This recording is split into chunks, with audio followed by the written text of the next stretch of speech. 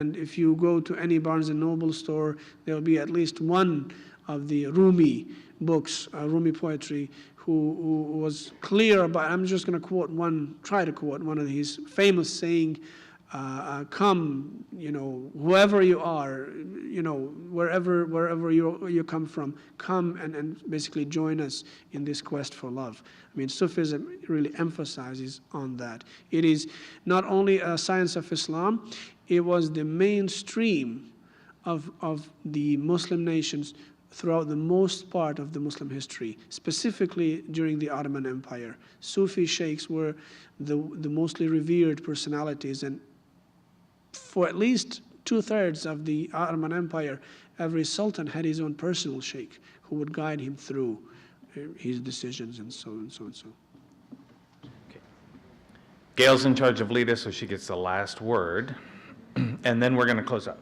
And I just want to respond because there have been some questions about that 70s, well, there have been comments about the 76%. Gail, use this mic. Sorry. So good thing nobody tried to use that one. Not true. That 76% of people that said the greatest concern to the Muslims that were interviewed was Islamic extremism. That did not mean that 24% did not care. If you watch the next slide, 19% thought discrimination was the greatest concern. So it doesn't mean 24% don't care about it. It means that 76% know the impact that Islamic extremism is having on the American Muslim community.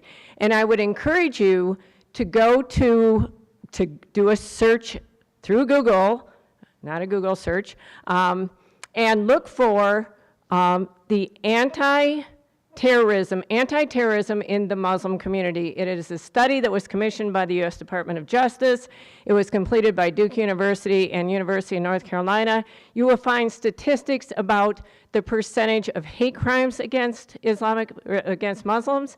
You will find information about how that has increased exponentially over the last 10 years. You will find out recommendations from this study on what we can do to help support our Muslim communities and what Muslim communities can do within the framework of their communities. So I would just strongly encourage you, if you want a definitive recent study, please go to the website and just look it up. Thank you.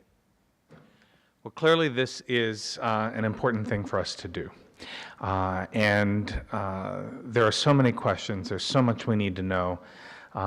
Fortunately, this isn't your only opportunity. There's a set of resources on the back here. Summer is early. You got time to read at least one of these books. You've got time to see at least one of these films. You've got an opportunity to make plans to get to know some more of the Muslim folks. One of the things that is always the case is that the extremists in both camps are actually allies of each other because they can do and say outrageous things that allow the other extremists in the other camp to point their fingers and say, see, I was right about who those people are. So one of the things that I think is important to do is for us to maintain this communication and to do so in a way that comports to the highest principles of our own beliefs. We owe a lot to our panelists. Thank you so much.